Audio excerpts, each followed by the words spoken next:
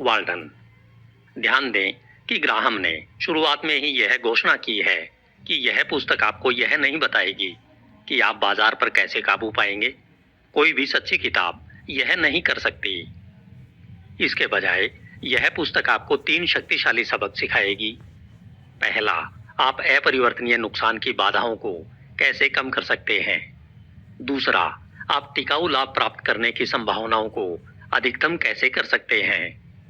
और तीसरा, आप स्वयं को हराने वाले व्यवहार को कैसे नियंत्रित कर सकते हैं, जो अधिकांश निवेशकों को उनकी पूरी क्षमता तक पहुंचने से उन्हें रोकता है।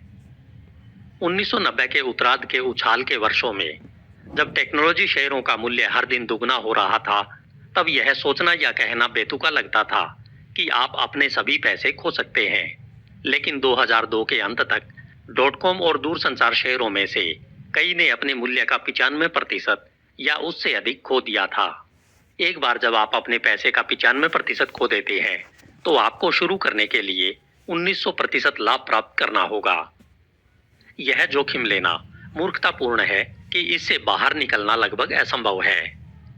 यही कारण है कि ग्राहम लगातार छेड़छाड़ से बचने के महत्व पर जोर देते हैं, केवल अध्याय 6, 14 और 20 को छोड़कर, लेकिन वो भी चेतावनी के साथ।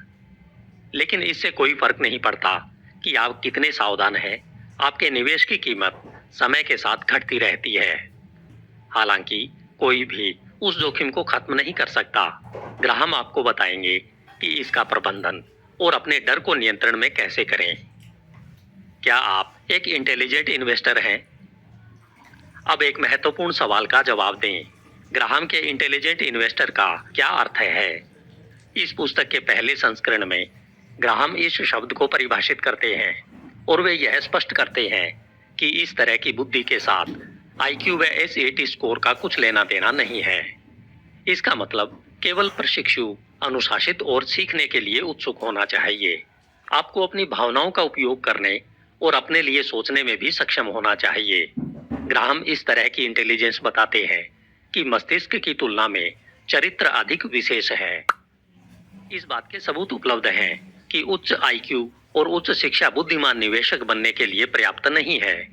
1998 में long term capital management LP गणितज्ञों, कंप्यूटर वैज्ञानिकों और 2 नोबेल पुरस्कार विजेता अर्थशास्त्रियों की बटालियन द्वारा संचालित एक हेज फंड कुछ ही हफ्तों में $2 बिलियन से ज्यादा की राशि खत्म कर दी गई, जो कि इस भारी भरकम शर्त पर था कि बॉन्ड मार्केट सामान्य पर लौटेगी।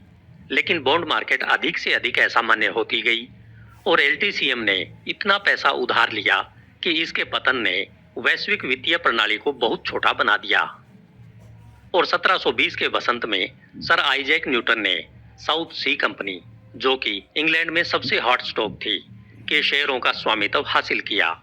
जब उन्हें लगा कि बाजार हाथ से बाहर निकल रहा था, तब महान भौतिकी विज्ञानी ने कहा कि वे तारों की गति की गणना तो कर सकते हैं, लेकिन लोगों के पागलपन की नहीं।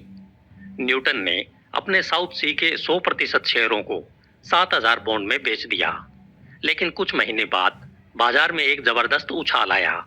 तब न्यूटन फिर से बहुत अधिक कीमत पर बाजार में वापस कूद पड़े और 20,000 पौंड, यानी आज के हिसाब से $3 मिलियन से अधिक पैसा खो दिया। और इसका परिणाम यह हुआ कि उन्होंने अपने पूरे जीवन में किसी को भी अपने सामने साउथ सी शब्द बोलने से मना कर दिया।